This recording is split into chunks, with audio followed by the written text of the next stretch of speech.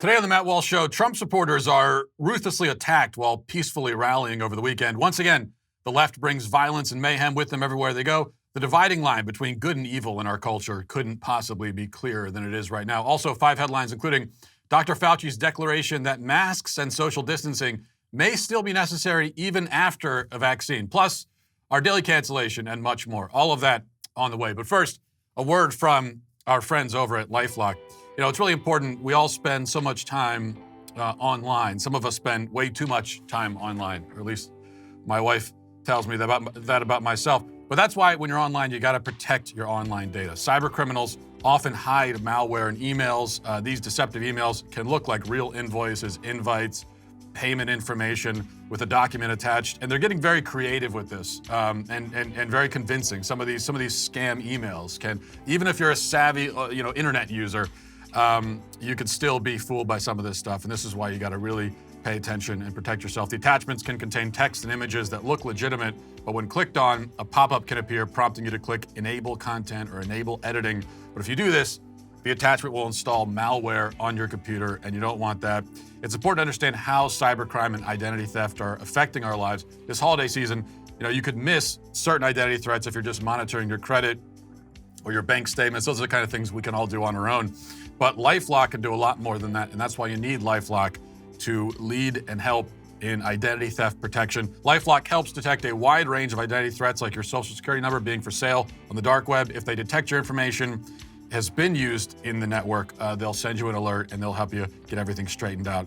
You got to just make sure if you're online that you're protecting yourself. It's very easy. These scumbags online who steal identities, they're very good at it, so you got to make sure to protect yourself.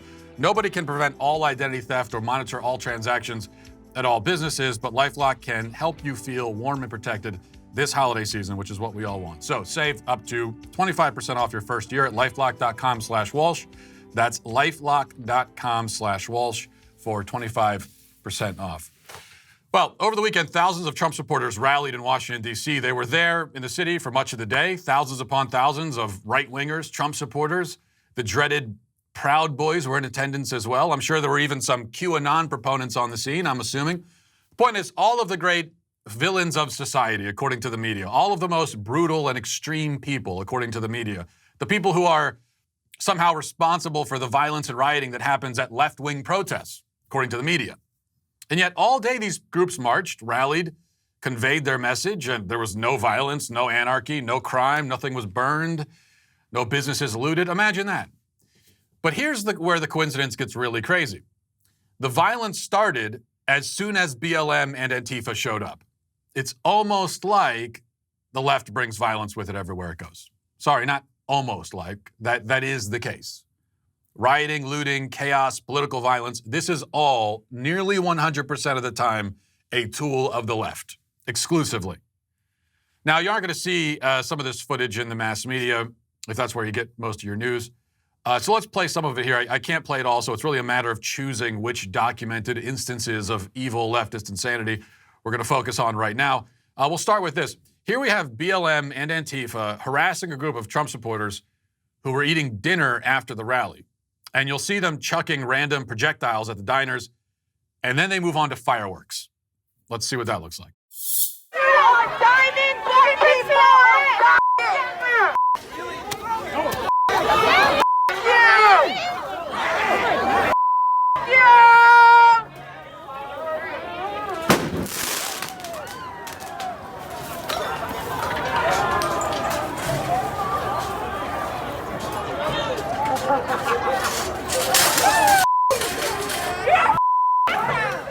Now, it seems to me that throwing fireworks is attempted murder. Now, you could kill someone doing that, or at least seriously maim them. If we had law and order in this country, I mean actual law and order instead of just shows called Law and Order and tweets that say Law and Order in all caps, the people who did that would have been hauled away in cuffs and would right now be facing 20 years in prison. That's the kind of thing, if you do it, your life should be ruined. We need life-ruining consequences for people who assault and attack innocent bystanders, people who engage in political violence, otherwise known as terrorism. But instead, these low-life dirtbags are allowed to go home after their terrorism spree, play some video games, eat the Lunchables their mom stocked in the fridge, sleep in, go out the next night, do it all again. The difference between revolutionaries of the past and these so-called revolutionaries is that the latter, first of all, have no real cause except their own empty nihilism and hatred of everything that's good and true in the world. And second, there are no stakes for them. They risk nothing. They put nothing on the line. They have no skin in the game because nobody's holding them accountable. Now, in this next piece of footage, we have a girl being accosted as she tries to escape to safety, trying to get through the crowd.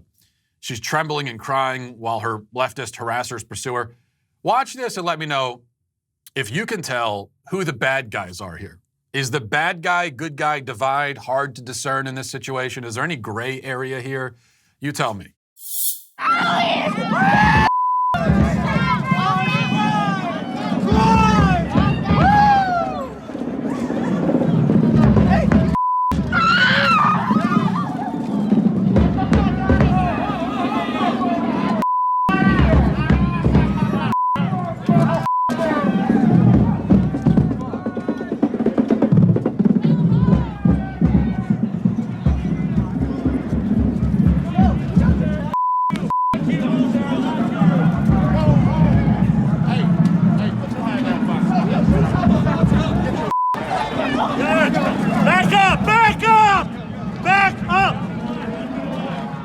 No, you know, it's pretty clear. When you're screaming at a sobbing woman as she tries to get away from you, you're the bad guy.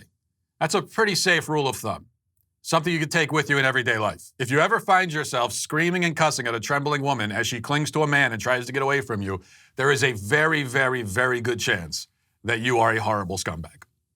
Also, another tip, you might consider the possibility that you're a scumbag if you ever find yourself pushing an old man off his bike and pouring water on him, as happened here. Let's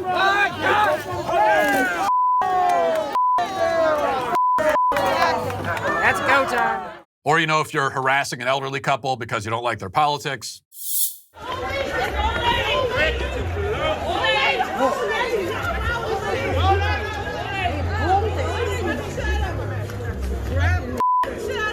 Grab your damn flag. That's it. Didn't grab you. You're right. You got the flag right. Get the flag. Believe in the flag. The flag right, loser. Goodbye, loser. Goodbye. This guy in 2 years. Leave him alone. Get the out of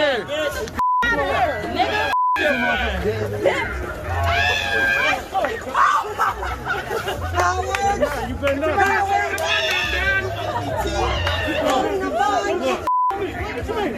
Step to me. Yo, you got the cops around. Oh!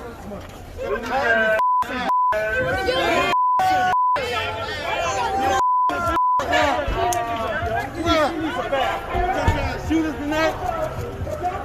You said, yo. Would you go shoot us tonight? Would you go shoot us tonight? Y'all keep saving these Yo, fat. This again is one-sided. Okay, the dividing line between right and wrong in our current culture war is perhaps clearer now than it's ever been. Only one side loots and riots. Only one side harasses the elderly. Only one side rips down statues. Almost all the political violence is on one side. And that also happens to be the side that believes in killing babies and injecting hormones into children. This is not a dispute between simply competing political viewpoints. This is not a mere battle of ideas. This is good versus evil. Nothing less than that. And let's not ever forget that point. And this brings us to something else, another important point. Many conservatives have pointed out that Democrats say they want unity, even while doing everything we just saw in those clips. It's clear they don't really want unity. And it's important to make that observation, yes. But to be fair, and also to be clear, I don't want unity either. I don't want to unite with people who harass and assault the elderly. I don't want to unite with BLM or anyone who supports it. I don't want unity with Antifa, even if it was possible, which it isn't. I don't desire unity with infanticidal maniacs or child-abusing scumbags. They don't want unity with me, and that's fine, because I don't want it with them. Let's not act like our feelings are hurt because they don't want to be our friends. And that's how it comes across sometimes. When we say, oh, you don't really want unity, why won't you be our friends? I don't want to be their friends. Speaking for myself, that's just not the dynamic here. They're screaming F you at me and all of us, and my response is right back at you. So where does that leave us? If the divisions are so deep that the people on either side of it don't even want to bridge the gap, even in theory, how can we go on? How can we have a functioning society, a real country? How can we be a people rather than just people? The answer is obvious, but nobody wants to admit it or say it out loud, and it's this. We can't. We can't be a real country. We can't be a people. We can't function together as a whole. Not like this. In order for that to happen, one side or the other would have to surrender, would have to give up what defines it, would have to stop being what the other side despises. Short of that, the differences are, as divorce attorneys say, irreconcilable. Is that then where we're headed, to a national divorce of sorts? Now, I don't know. Part of me thinks that's inevitable. The other part of me thinks we don't have it in us, that we'll be fine to just coast along like this as a shell of a country, hating each other but living together for convenience like Bill and Hillary. Perhaps the internet and streaming and video games all enable us to retreat into virtual worlds and false realities so that the untenable nature of our actual reality continues to seem somewhat tenable. Maybe that's where this goes, namely nowhere, in circles.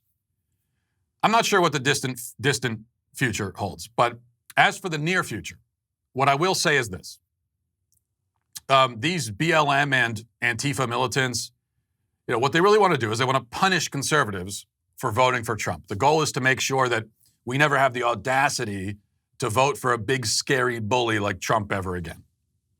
But the dirty little secret is that Trump is not a big, scary bully.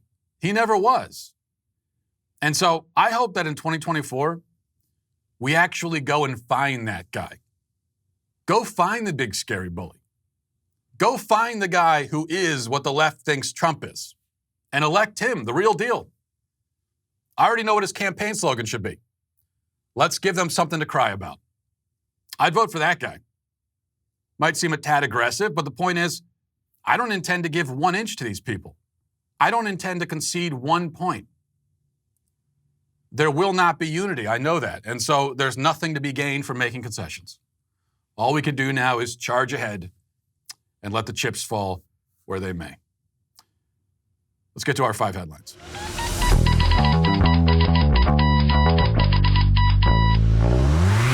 Okay, so starting here, Dr. Fauci was on CNN yesterday, and he wanted to make sure to throw some cold water on any embers of hope that anyone might have. You can't have any hope. No hope is allowed. So here's how that went. Now, you've already encouraged Americans to consider canceling any Thanksgiving plans that involve visiting with somebody else or having visitors come. I know a lot of Americans are looking ahead, hoping to make plans for other holidays such as Christmas. But when do you think Americans will next be able to safely gather together for family events like this? Are you suggesting it probably won't be able to happen until, I don't know, Labor Day 2021, Thanksgiving 2021? Now, if I could just jump in here for a second, Jake, if I could briefly, and I know you weren't asking me the question, but I'm going to answer it anyway.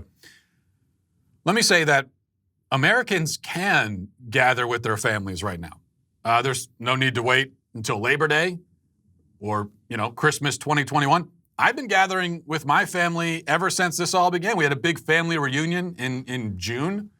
I hate to admit it. I don't know if the feds are going to be busting down my door now, but that's what we did. We've gotten together plenty since then. We've had some kids' birthdays and other events. Everybody was fine. Nobody got sick. Nobody died. Nobody even had a case of the sniffles afterwards. So my point is, you can get together now if you want to take charge of your own life, make your own decisions, be an adult, be an American. You could do that. So that's my response to that. But here's Fauci's response. It depends on a number of factors, Jake. For example, we have vaccines now. The first one that came out was highly effective. I anticipate that the second one likely will be comparable. You never can tell until you see the data, but would be comparable. That's great, but we have to get people to take the vaccine. So if we get the overwhelming majority of people taking the vaccine, and you have on the one hand an effective vaccine, on the other hand a high degree of uptake of the vaccine, we could start getting things back to relative normal as we get into the second and third quarter of the year, where people can start thinking about doing things that were too dangerous just months ago. But we've got to put all those things together, Jake. We can't just wish it happening. We've got to get the vaccine, it's got to be deployed, and we can't abandon fundamental public health measures. You can approach a degree of normality while still doing some fundamental public health things that synergize with the vaccine to get us back to normal. So not until the second or third quarter of 2021, though. Christmas is probably not going to be possible. Yeah, Okay, so we have two things there. First of all, we have a Christmas is not going to be possible from Jake Tapper. And the thing is, he said that yesterday, and that this clip went viral on Twitter with people accusing Jake Tapper of saying that essentially we have to cancel Christmas, or at least with our families. You can't get together with for Christmas with your families. And the spin from people trying to defend Jake Tapper is that no, he didn't say that. What he was trying to say is that it's not going to be possible to have a vaccine by Christmas. Well, no, you heard it right there. That's not what he was saying. He said Christmas is not going to be possible. We can't do Christmas. That's what he said. It was right there in the clip. You heard it for yourself. But again, Jake Tapper doesn't get to cancel Christmas. Dr. Fauci doesn't get to cancel it. The governor of your state, wherever you live, cannot cancel it. They can try, and they are trying, but they can't actually do it. What needs to happen here is we call their bluff. And I think that's what people should have been doing all along. But especially when it comes to these limits on the numbers of people you can have in your own home for Thanksgiving or Christmas or just in general, call their bluff. Go ahead. If you live up in New York, you have as many people as you want over for Thanksgiving. If Andrew Cuomo really wants to send police busting down your door to cart your in-laws away, which part of that, frankly, seems a little bit appealing. But if he really wants to do that, maybe it's kind of a win-win. On one side, your in-laws get arrested. On the other side of it as well, maybe that will be the thing that finally wakes up the American population. I don't know. So we have that. We also have Fauci saying that even with the vaccine, we still are going to have to have masks and social distancing and all these so-called protective measures.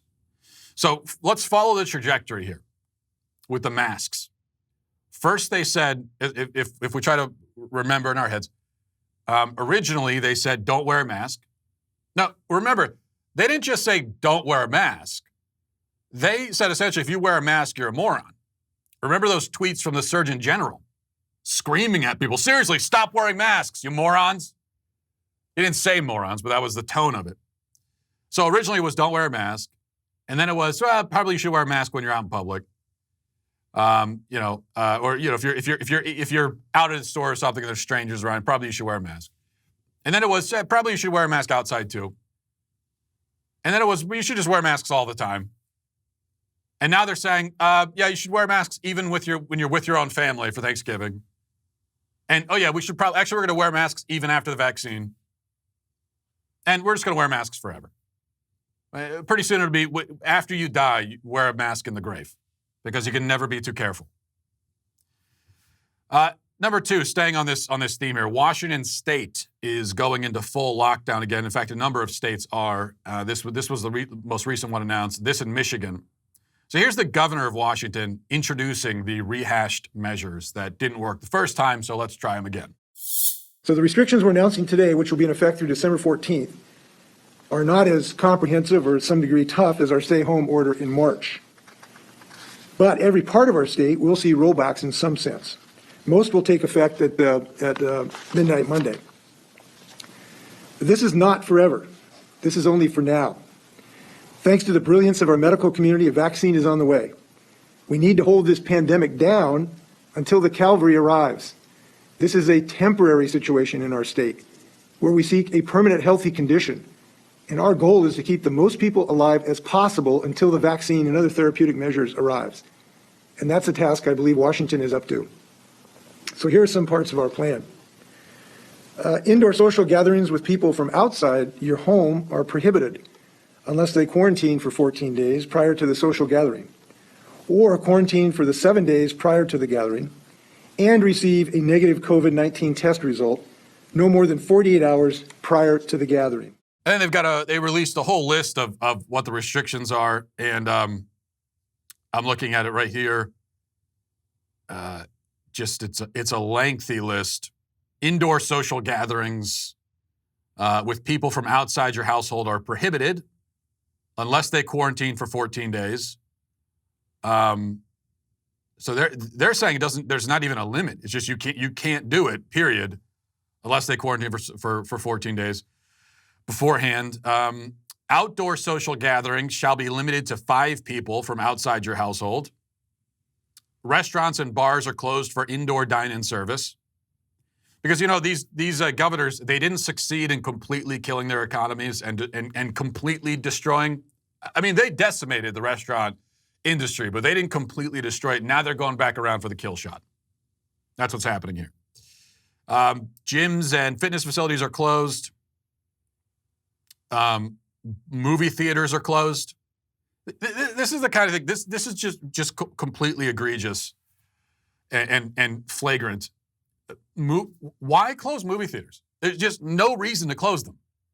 You could very easily socially distance in a movie theater. A movie theater would be one of the easiest things to keep open because you can easily control the number of people who come in. You spread them out, no problem. It'd be very easy to do. They closed bowling alleys. Bowling alleys are closed. Again, no reason for that. It'd be extremely just spread out. I mean, when's the last time you've been in a bowling alley that was completely packed anyway? Maybe have people wear their own shoes in case you're wondering about COVID on the shoes. I don't know. There's just so many really basic things we could do without shutting down these industries. But these governors, almost all of them Democrats, are saying, yeah, forget that. We'll just destroy the industry. Why not? Number 3, a report here from The Blaze says actress Melissa McCarthy, known for her roles in comedic films, caved to the outrage mob last week after she was attacked online for donating money to an organization dedicated to ending human sex trafficking. So she's apologizing for giving money to a charity against human sacrificing. All right. She's part of a promotion for the new movie Superintelligence. McCarthy teamed up with HBO Max for 20 Days of Kindness, which is a campaign donating $20,000 to 20 different charities over the course of 20 days. So far, so good. Included on the list was Exodus Cry, which is a nonprofit organization dedicated to eradicating sex trafficking. But the Daily Beast got wind of this, and they did a hit piece on Exodus Cry. And here's what they said. This is from the Daily Beast. The Daily Beast's Tarpley hit exclusively reported on Thursday that Exodus Cry frames itself as an anti-sex trafficking group, but in reality works to abolish sex work entirely. Oh, the horror. Its founder, Benjamin Nolet, has called abortion a holocaust and homosexuality an unspeakable offense to God. The group has spent years lobbying to criminalize the purchase of sex and recently launched a campaign to shutter Pornhub. They sound like a great... This is the first time I've heard of Exodus Cry, but I'll tell you right now, I'm going to be donating to them. I'm going to make a handsome donation to Exodus Cry. Sound great to me. So that's the great offense, though. They not only try to rescue women from sex trafficking, but they also oppose the industries that depend on sex trafficking and that drive sex trafficking. So they want to bail the water out of the boat and plug the leak. Well, that's horrible. That's bigoted. It's better to keep bailing the Titanic out with little mop buckets and thimbles while leaving the iceberg-sized gash in the hull, because that's on the left, when they talk about battling sex trafficking, that's what they want to do. Because as far as the industries that keep this going, that depend on it, fund it, push it, fuel it, they don't want to do anything with those industries. And so Melissa McCarthy, anyway, brave woman that she is, she got a little bit of a pushback and decided to take the money back, and she issued this groveling apology. Hi there. It has come to our attention that our 20 Days of Kindness, which is a kindness hub that we started to kind of shed the light on 20 great charities, had one in there that there's no other way to say it. We blew it. We made a mistake, and we backed a charity that upon proper vetting stands for everything that we do not. So I want to thank everyone on social media who said, what are you doing? Are you sure you want to back this? Because the answer is no, we do not. We have pulled it. We are so incredibly grateful for you ringing the bell and helping us be better.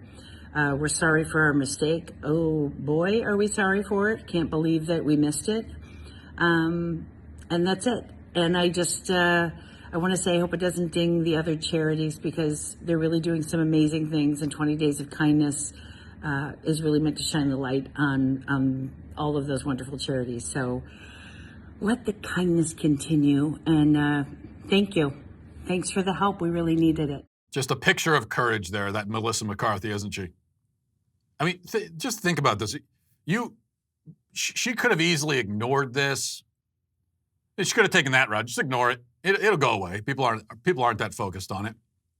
Or she could have done the right thing and come out and said, "Hey, listen, this is a good organization. They're fighting sex trafficking. I don't agree with all their views, but they're doing an important service. And you know, if they're against Pornhub while at the same time saving women from sex trafficking, that's a trade I'm willing to make." She could have done that, and she risks nothing. But nothing. Speaking of putting nothing on the line, having no stakes, what you know, if she were to stand up against the outrage mob, what happens to her? What's the worst case scenario? That her super intelligence movie flops? It was going to flop anyway. All of her movies flop. But she's still a multimillionaire. She'll still get work. So that's why it can be so demoralizing when you see these people on the public stage who are massively wealthy and they've got so many fans and everything, and they cave so quickly to the outrage mob because for them it should be the easiest to stand against it. Think about Drew Brees, another perfect example. You know, he for a moment he stood up for literally for the anthem and for police. Got a little bit of pushback and said, "Oh, never mind. I'm sorry for supporting the flag and supporting police." You're right. You know what? I am going to take the side of you know, convicted criminals and instead of the police. But what was the worst case scenario for him if he stood up against the outrage mob? What happens to him? Even if he gets cut from the team, which was never going to happen because he's Drew Brees, for God's sake. But even if he did, he's still rich and wealthy. He's still set for life. He can do whatever he wants. But if these people who have everything won't stand up, when they really risk nothing, if they won't stand up against it, what about people who don't have that kind of security? That's why it's so demoralizing. Okay, let's go to number 4. This is from the Daily Wire. It says, not content to ban smoking in public, San Francisco is now considering a ban on smoking in one's own home, should they live in an apartment. Reason reported that the city's Board of Supervisors are considering the bill and voted last Thursday to advance it.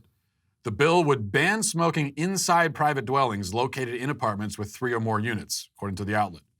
The bill wouldn't apply to just tobacco products with known secondhand concerns. It would also ban marijuana and even vaping in the private dwellings. The San Francisco Examiner reported saying the bill sponsor Supervisor Norman Ye said in a tweet that the goal of the bill was to help residents avoid being exposed to secondhand smoke in their own homes. He says, smoke easily moves between units and buildings. Now that more of us work from home, it's more important than ever because there is no way to contain it. By the way, there's no evidence whatsoever that if your neighbor smokes, it's somehow going to give you cancer. No evidence of that. There just isn't. But I think it's not a coincidence here. I don't see this as a coincidence that on one hand, you've got these COVID restrictions and state governments assuming they have the right and the power to tell you how many people you can have in your own home. And now you got a smoking ban in private residences. You know, we're setting a precedent with the COVID restrictions. And it's not going to be contained just to that. I think we've already seen that. And the precedent is the government can tell you what you can do in your own home. And this is, there are going to be consequences to that. We have seen this over and over again with the government. I mean, throughout human history. When you give the government, when you submit to the government and give it a certain power, it's not just going to give it back. And always, well, we need the power just in an emergency situation here. We just need it for now. Give us this power, and we'll give it up once the emergency passes. And time again, of course, the public says, well, okay, if you say so. You never lied to us before, except every other time. So that's the way this is going to go. Number 5, finally, if Joe Biden is going to be president, then I think we found the anthem for the next 4 years. This, I think we could say at least this is the best pro-Biden song ever written. Though, of course, the bar is so low that it's, somewhere now down near the core of the earth at this point. But anyway, here's the song. Listen.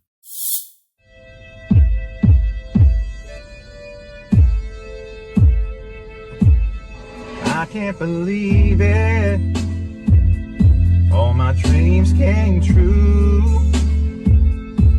America voted, and the country turned blue.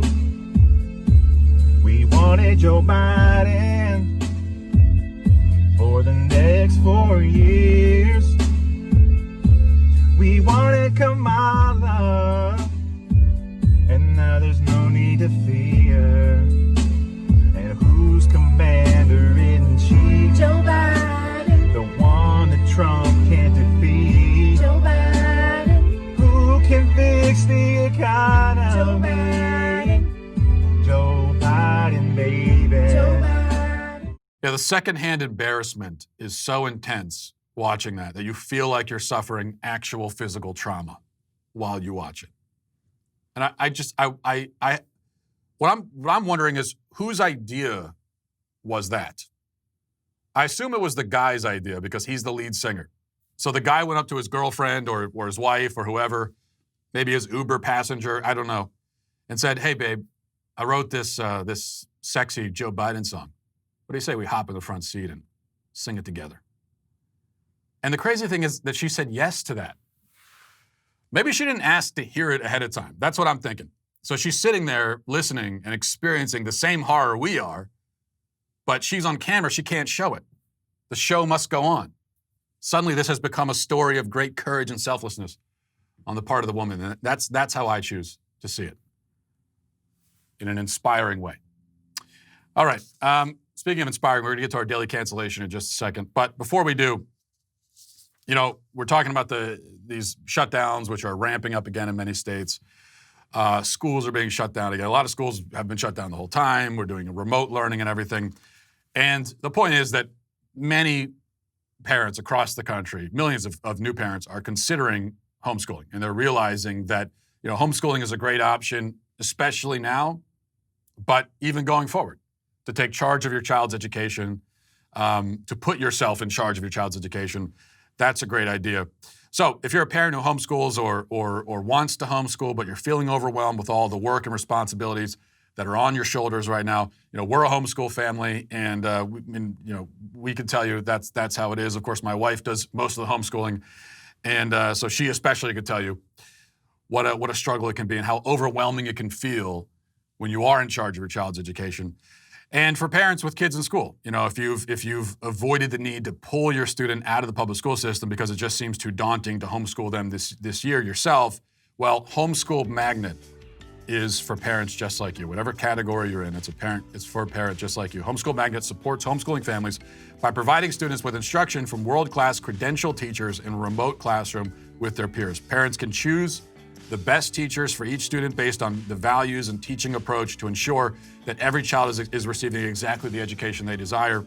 And I think that's so important, that they're letting you choose teachers based not just on the subject and the education style, but also on the values, because that's part of education. Let's face it, part of education is instilling values into a child. And rather than pretending that education can be objective and that you can separate values from education, rather than pretending, because that's just not the case, we need to embrace that. Homeschooling is about embracing that. And that's what Homeschool Magnet is all about. Each student will receive instruction in the 4 core subject areas of math, English language arts, science, and social studies. Other online schools exist, of course, but Homeschool Magnet is unique. Even though Homeschool Magnet includes a robust online learning environment, each student works from real physical learning materials, guided by video instruction from their teachers. So there is that physical element to it, which is really important. Homeschool Magnet is only a fraction of the cost of private schools, and the 30-day money-back guarantee upon enrollment means this choice is risk-free. You might as well give it a shot. And I can tell you again, as a homeschool family, I couldn't recommend it enough. To learn more about Homeschool Magnet's student experience, go to homeschoolmagnet.com and join the growing wait list for interested teachers who want more freedom in their teaching career. Homeschool Magnet may also be perfect for you. So we're recruiting new teachers now. Go to homeschoolmagnet.com/Matt to learn more and apply now. Okay, let's get to our daily cancellation. Today, we reflect on the state of the culture from the perspective of a Christian who confronts it. We find that basic truths have been turned into heresies, objective reality and moral decency are anathema, the family is under assault, children are under assault, masculinity and femininity are under assault. And from the standpoint of religion, church attendance is dwindling. America is becoming more atheist, more secular by the day. But on top of all of this, the unprecedented assault on religious liberty currently underway. Churches being shut down, congregations banned from singing or worshiping in large groups. And these restrictions look to be getting tighter again across the country. I mean, this year, we have actually seen pastors arrested and hauled off to jail for holding church services. That is happening in this country. Congregants fined for attending those services. And there is no sign of any of this getting any better anytime soon. But have no fear. The United States bishops are here. This week begins their General Assembly. Their, of course, all virtual General Assembly. And there's quite a lot for these bishops to discuss, to put it mildly. For Catholics, after all, these are supposed to be our field generals, our leaders on the cultural battlefield.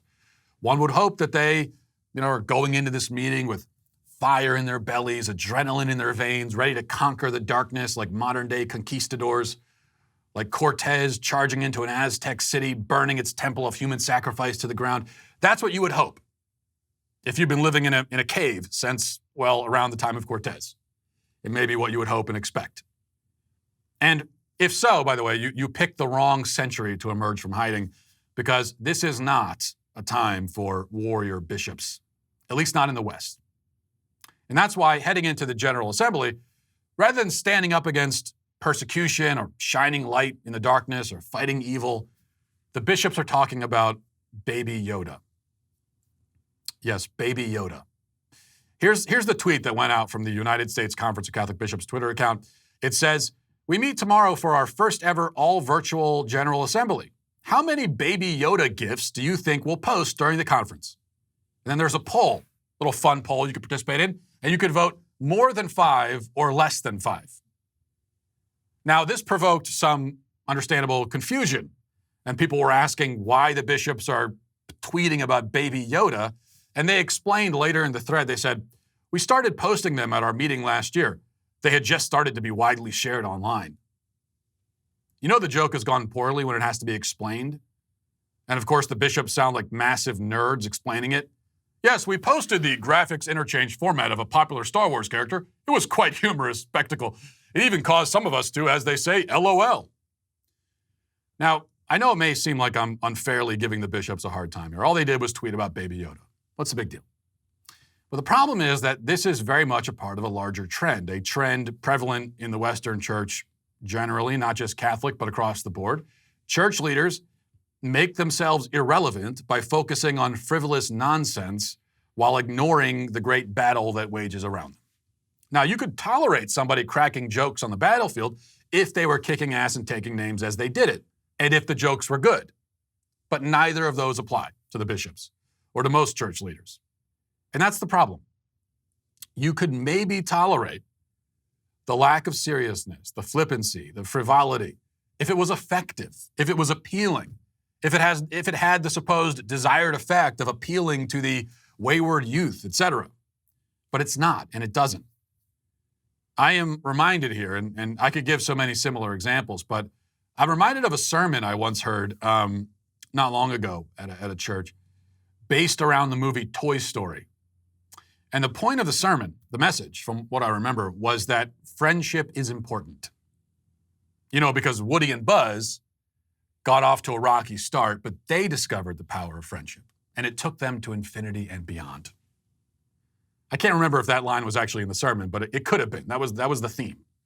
I'm also made to remember here a Christmas sermon that I heard a couple years ago, based around the Grinch Who Stole Christmas. Now, you might think that if you're looking for a relevant Christmas story to base your homily around, you might choose, the Christmas story, the Nativity. But no, the Grinch Who Stole Christmas.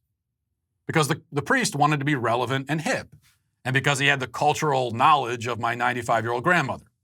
So he thought the Grinch was the best way that he could accomplish that. This has long been the story in the Western church. Irrelevance, lack of seriousness, outdated pop culture references, bad jokes, all in the name of appealing to the youth. But the youth are not impressed because they hunger for something deep and real and true and relevant, not Baby Yoda gifts. So, the bishops are canceled.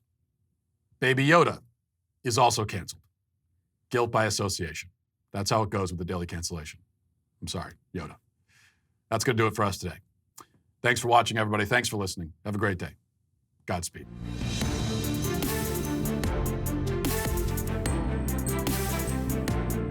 The Matt Walsh Show is produced by Sean Hampton, executive producer Jeremy Boring. Our supervising producers are Mathis Glover and Robert Sterling. Our technical producer is Austin Stevens, edited by Danny D'Amico, and our audio is mixed by Robin Fenderson. The Matt Walsh Show is a Daily Wire production, copyright Daily Wire 2020. Leftist militants attack Trump supporters in D.C., liberal elites violate all their own lockdown rules, and Target tries to trans the kids. Check it out on The Michael Knowles Show.